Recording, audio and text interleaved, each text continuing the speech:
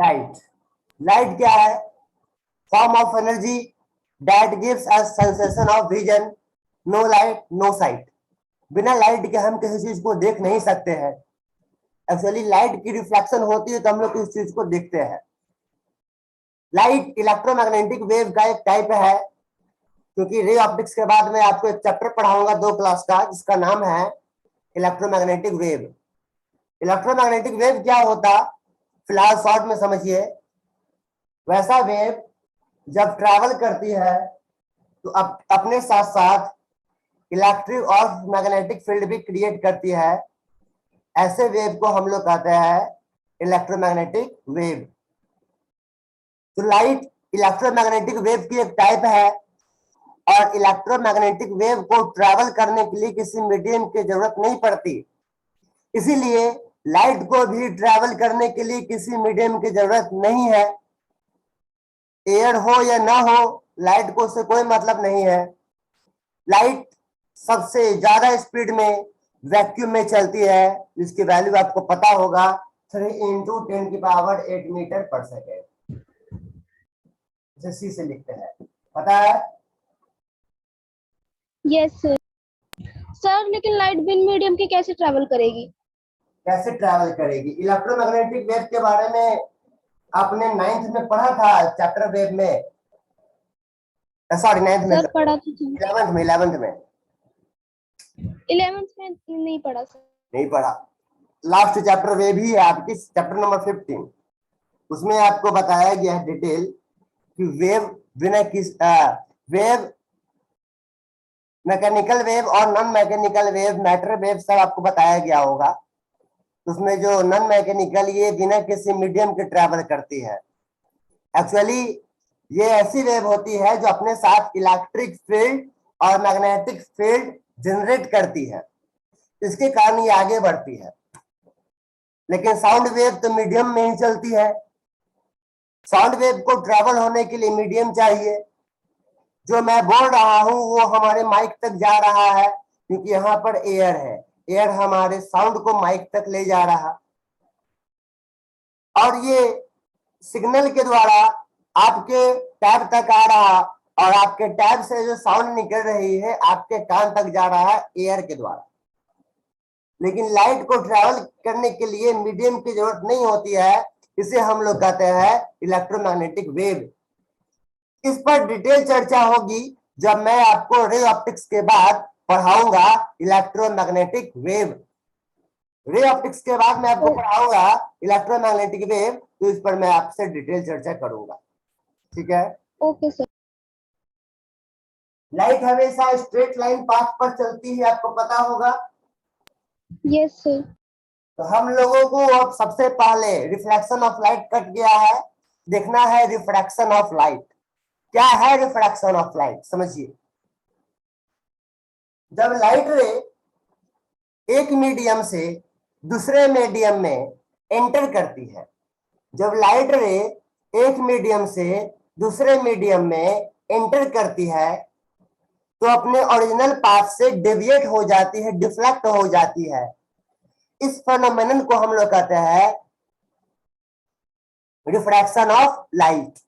जैसे लाइट रे एयर से वाटर में आई, एयर की रिफ्रैक्टिव इंडेक्स अलग, वाटर की अलग, अलग अलग मीडियम होने के कारण लाइट का क्या होता है, रिफ्रैक्शन हो जाता है। अब लाइट रे आई, मीडियम में आई, मुड़ गई, मुड़ गई। लाइट का रिफ्रैक्शन क्यों होता है? लाइट का रिफ्रैक्शन होने का कारण यह है कि अलग अलग मीडियम में लाइट की स्पीड अलग अलग होती है। लाइट के पास पार्टिकल भी होता है, ये आपको मैं बताऊंगा जब मैं पढ़ाऊंगा dual nature of radiation and matter. मैं पढ़ाऊंगा एक chapter dual nature of matter and radiation. वहां मैं बताऊंगा कि लाइट वेव नेचर का भी होता है और पार्टिकल नेचर का भी होता है। तो लाइट में पार्टिकल भी होते हैं। अब जाहिर सी बात है, कोई पार्टिकल चल रही है किसी वेलोसिटी से, किसी वेलोसिटी से चल रही है, अब दूसरे मीडियम में जाएगी तो उसके मोशन में चेंजिंग आएगी, जिसके कारण से वो डिफ्लेक्ट हो जाता है। तो लाइट की स्पीड अलग अलग मीडियम में, डिफरेंट मीडियम में डिफरेंट होने के कारण लाइट का रिफ्रैक्शन होता है। जैसे मान लीजिए यहां से लाइट रे आई, ये मान लीजिए मीडियम 1 है। सर अब बोलिए। रिफ्रैक्शन के लिए अलग अलग मीडियम चाहिए, हाँ, अलग अलग डिफरेंट। जैसे मान लीजिए और वाटर, अगर सेम मीडियम हो तो, अगर सेम मीडियम हो तो सेम मीडियम में तो फिर लाइट का रिफ्रैक्शन नहीं होगा। एयर से एयर में लाइट का रिफ्रैक्शन नहीं होगा, वाटर से वाटर में नहीं होगा, एयर से वाटर में होगा, वाटर से ग्लास में होगा, ग्लास से शुरू होकर के एयर में निकली तो होगा। जैसे ये अंदर में लिक्विड है, अब लाइट इधर से आ रही है, जब अंदर एंटर करेगी यहाँ अंदर में लाइट का रिफ्रैक्शन हो जाएगा। लाइट अपने मान लो ऐसे आ रही है तो ये सीधे नहीं जाएगी, थोड़ी सी डेविएट हो जाएगी, जो डिपेंड करता है रिफ्रैक्टिव इंडेक्स पर। रिफ्रैक्टिव इंडेक्स क्या है मैं आपको आगे बताऊंगा। तो मान लीजिए कोई मीडियम है, ये एक मीडियम और है, तो होता क्या है, ये सरफेस है। ये सरफेस क्या है, जैसे मान लीजिए एक कंटेनर में पानी है और यहाँ पर एटमॉस्फेयर है। आपने टॉर्च को ऑन करा तो लाइट रे एयर से होते हुए पानी तक जाएगी। तो एक तो एयर है पूरा का पूरा, नीचे में पानी है, तो दोनों मीडियम को डिवाइड करने वाले सरफेस को हम लोग कहते हैं इंटरफेस। दो अलग अलग मीडियम को डिवाइड करने वाली सरफेस को हम लोग कहते हैं इंटरफेस या इंटर सरफेस। समझ पा रहे हो? Yes sir. तो मान लो, सपोज कर लो आप, सपोज कर लो कि इधर एयर है एक मीडियम, इधर सपोज कर लो वाटर है दूसरी मीडियम। सपोज कर लो लाइट इधर से आई, सीधी जानी चाहिए थी, यहां से मैंने नॉर्मल लिया तो पाया कि नॉर्मल के साइड मुड़ गई, क्योंकि जब रेयर से डेंसर में आती है तो नॉर्मल के टुवर्ड्स मूव करती है, और जब डेंसर से रेयर में जाती है तो अवे फ्रॉम द नॉर्मल हो जाती है। ये डेंसर मीडियम क्या है, ये रेयर मीडियम क्या है, मैं आपको आगे बताऊंगा। फिलहाल समझो कि लाइट रे इधर से आई, सीधी जानी चाहिए थी, सीधी नहीं गई, डिफ्लेक्ट कर गई। यह है एंगल ऑफ इंसिडेंस और नॉर्मल और रिफ्रैक्टेड रे के बीच एंगल ऑफ रिफ्रैक्शन। इसे कहते हैं हम लोग रिफ्रैक्शन ऑफ लाइट। मतलब व्हेन लाइट रे enters from one medium to another medium, then it deviates from its original path.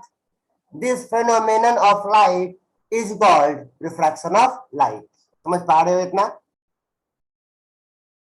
Yes sir. Okay. इसके दो लॉ है। एक लॉ है इंसिडेंट रे, रिफ्रैक्टेड रे और नॉर्मल, तीनों एक ही पॉइंट, एक ही प्लेन के एक ही पॉइंट पर होंगे। और लॉ नंबर 2 है sine i upon sine r, ये क्या होता है, कांस्टेंट। ये होता है कांस्टेंट। इस लॉ को हम लोग स्नेल्स लॉ भी कहते हैं। इस लॉ को हम लोग स्नेल्स लॉ भी कहते हैं। ये कांस्टेंट होती है म्यू, जिसे हम लोग कहते हैं रिफ्रैक्टिव इंडेक्स।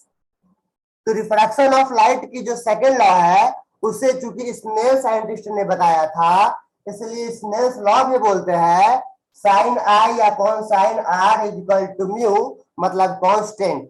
यहां तक क्लियर है? Yes sir. पीडीएफ ओपन करिए, हमारा जो मैंने भेजा था उसके शुरू के 2 पेज पढ़िए।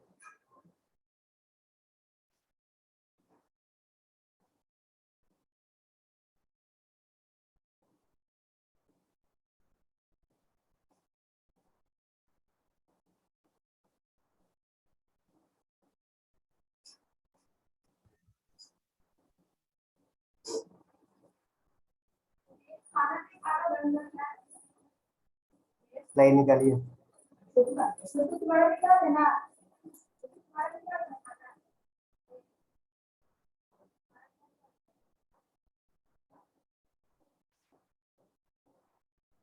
सर पढ़ लिया।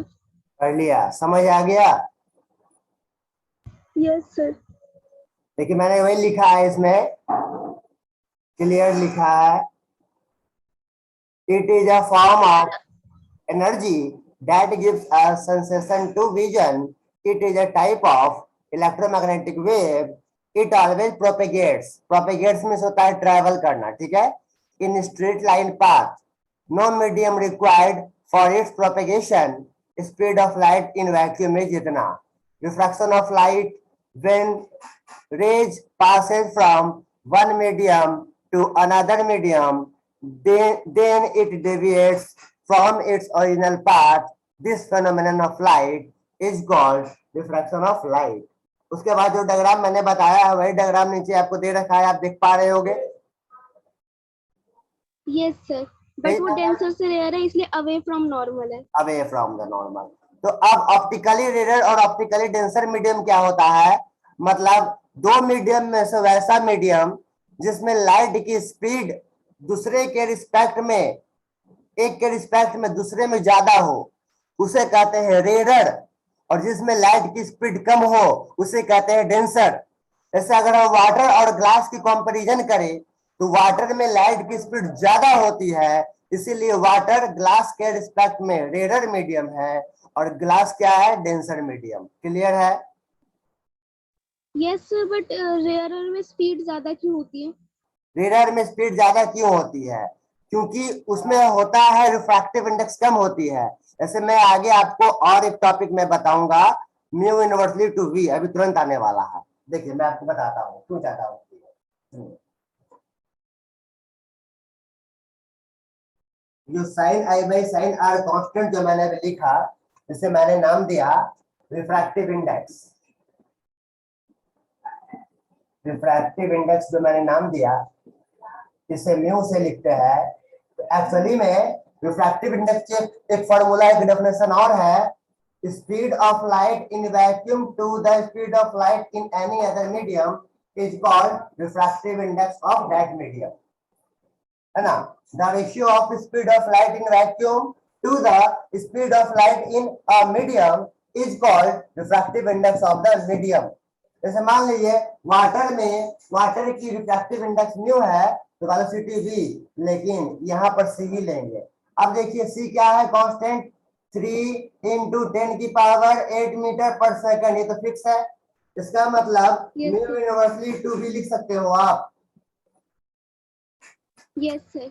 या फिर आप v को इधर लाओ तो इनवर्सली टू म्यू हो सकता है. Yes sir. अब देखिए वाटर की रिफ्रैक्टिव इंडेक्स जो होती है 1.33 और ग्लास की होती है, ग्लास में भी फ्लिंट और क्राउन 2 आता है, आगे बताऊंगा, थोड़ा चेंज होता है, 1.5. बताइए रिफ्रैक्टिव इंडेक्स किसकी ज्यादा है? ग्लास की. ग्लास की. तो ग्लास की रिफ्रैक्टिव इंडेक्स ज्यादा तो वेलोसिटी कम या ज्यादा? कम. कम. तो ग्लास में कम, तो ग्लास क्या है, डेंसर मीडियम. क्योंकि देखिए जिसकी रिफ्रैक्टिव इंडेक्स ज्यादा होती है उसे कहते हैं डेंसर और जिसकी कम होती है उसे कहते हैं रेयर. इस दोनों में से रेयर मीडियम कौन है? रेयर मीडियम कौन है? वाटर. वाटर.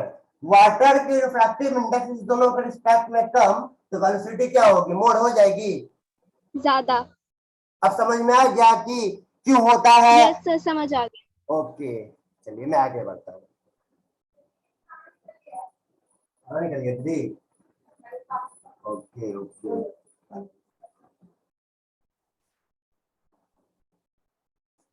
अच्छा एक दो टॉपिक और मैं पढ़ा देता हूँ इससे पहले. तो ऑप्टिकली रेयर समझ गए, ऑप्टिकली डेंसर आप समझ गए. Yes sir. जब लाइट रे रेयर से डेंसर में जाती है तो टुवार्ड द नॉर्मल हो जाती है. जब लाइट रे रेयर मीडियम से डेंसर मीडियम में जाती है, नॉर्मल लिया, ऐसा जाना चाहिए टुवार्ड द नॉर्मल. ये आई है, ये आर है. अब बताइए आई ग्रेटर है या आर?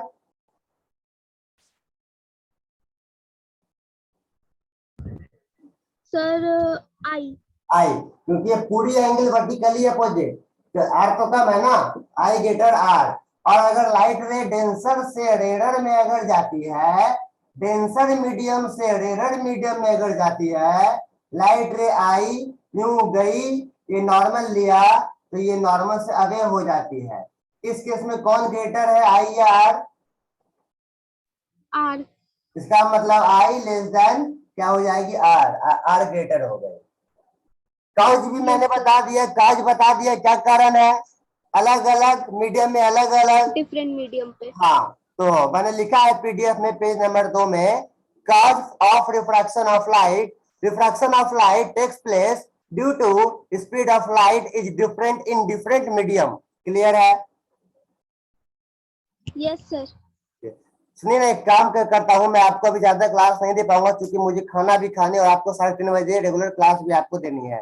तो एक काम करिए, मैं यहीं पर आपको आज रोक देता हूँ क्योंकि अभी हम लोग 3:30 बजे फिर से ऑनलाइन होंगे, ठीक है? तो और मैं, ओके सर। हाँ, अब मैं परसों वहां आ रहा हूँ, तो परसों मतलब अब ऑफलाइन में ज्यादा टाइमिंग आपको दे करके मैं निकाल दूंगा आपका बैकअप, ठीक है? Okay sir. तो अभी 3:30 बजे हम लोग ऑनलाइन होंगे, ठीक है? Okay sir. ओके जी,